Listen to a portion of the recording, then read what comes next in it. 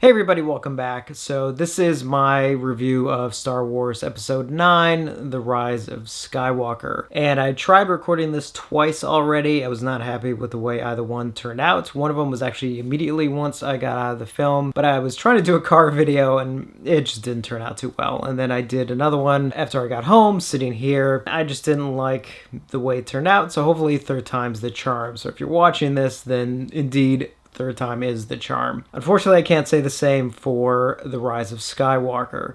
As you can tell by the title of this video, I just think it's just meh. It's just nothing special. Now, I have not been a huge fan of these last three films. I don't think they've been handled too well. And this third one is no different. I think it's just been kind of a giant mess. I really hate to say that because Star Wars is very, very special to me. It has been my whole life. In fact, the original Star Wars, A New Hope, is actually my favorite film of all time. It's the film I saw when I was really, really young, and even if I didn't quite understand everything I was seeing before me, it's actually the film that started my love of movies. It got me fascinated by moving images and really started my desire to become a filmmaker, really, which evolved obviously over time. So Star Wars has always had a very personal meaning for me. And that obviously started with the original trilogy. It went through the prequels, which despite some people's misgivings of the prequels, I actually do love the prequels. And of course now we're at the sequel trilogy, which really just doesn't work for me at all. Now, a lot of people blame The Last Jedi for a lot of the angry fans out there.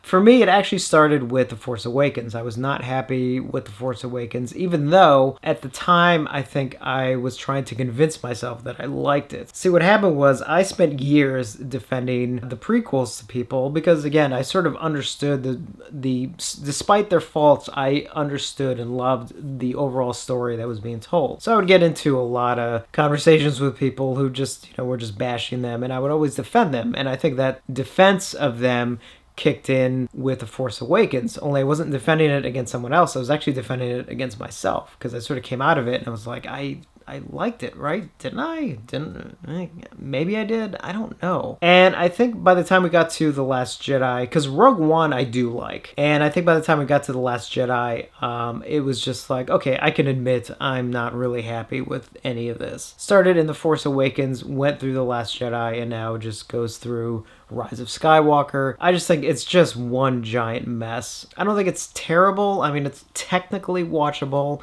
and I think that's sort of where it lies. I think a lot of people who are passive Star Wars fans, meaning they love Star Wars, and as long as it has a certain elements to it and it says Star Wars, that's all they need. And honestly, I wish I could be one of you. The thing with Star Wars for me is that I've always appreciated the underlying themes, the deepness of the story. I mean, I used to have long conversations with friends. Like, for example, my buddy Joe, he and I used to pick apart all the Star Wars films like they were the Zapruder film, going into just every little thing and what it meant in the longer scheme of things and the meaning of it and the theme and all that kind of stuff. And there were just these incredible conversations that we have not had in any of these new ones. And I sort of kind of look at it like this. These new ones, they look good, they sound good. Technically, they have the elements of Star Wars, but to me, they've never fully felt like Star Wars. I sort of call them home theater movies, meaning, it's the kind of thing when you want to show off your home theater to your friends. You put one of these movies on because it looks good, it sounds good. You put on one of the scenes with stuff flying around, and it's like, ooh, cool. And in a way, that's what they've become. They're forgettable popcorn film, and Star Wars was never really that before. They've never been forgettable. To me, these new ones are forgettable. In fact, even after this one, after I got home, I was more excited about the burger I was about to eat because I decided to take an off day from my diet. So it was actually kind of a big deal. I even forgot I watched the film. And these new ones just never felt like they were connected to the original films at all. I almost kind of feel like if you weren't going to do a direct sequel to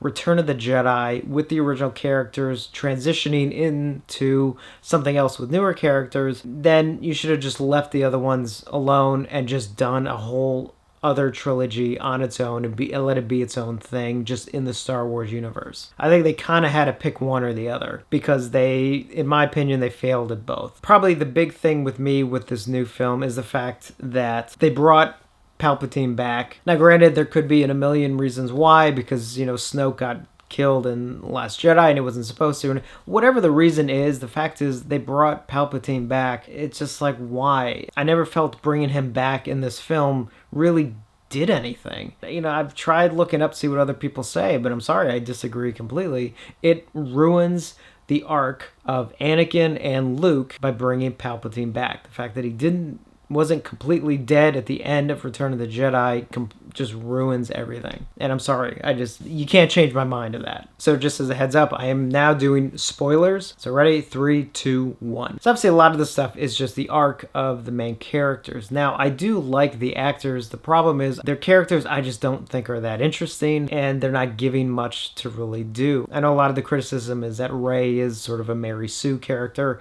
and honestly, I agree with that. And they haven't done anything in all 3 films to even change that. And it's like, you know, yeah, you can throw a couple hurdles at her, but at the end of the day, I still don't know why she's so powerful. And it's right out of the gate. I mean, right when this film starts, first off, you're introduced to Palpatine right away. So you're not even like eased into that. Right out of the gate, there's Palpatine. And he lives on this planet that's, you know, dark and cold, and it has all these lightning strikes. And you have Kylo Ren going inside this fortress that Palpatine is in, and the inside of the fortress is no different than the outside. It's cold, it's dark, and there's lightning strikes. And it's like that.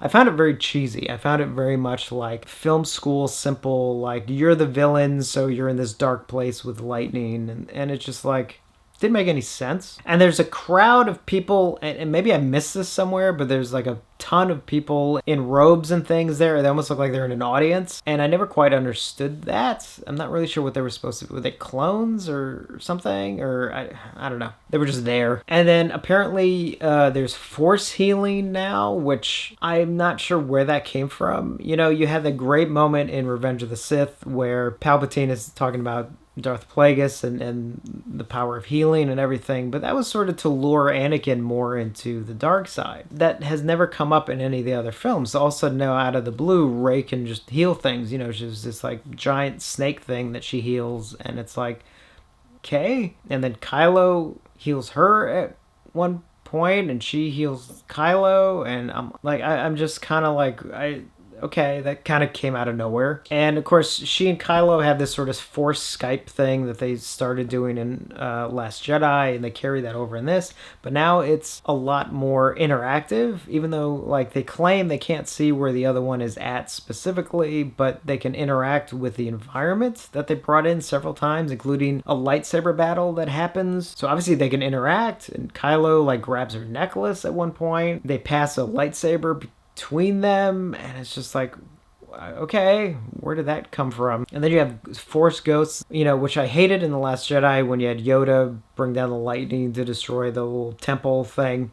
And it's like, Force Ghosts can't, like, they're not supposed to do that, I thought. And now in this one, it's even more so, where Force Ghosts apparently, because Luke obviously comes back and he's like holding a lightsaber as a Force Ghost, and he lifts his old X-Wing out of the water. Unfortunately, that raises the question of like, if Force Ghosts are still powerful in that way, why don't they just show up in some of these fights to at least help? You know, that's the problem when you introduce these elements. And I never felt anything was a real threat. I mean, in the commercials and the trailers you saw, the Star Destroyers sort of coming out, and, you know, it's like this just massive sea of Star Destroyers that come out of the ice in the beginning of the film.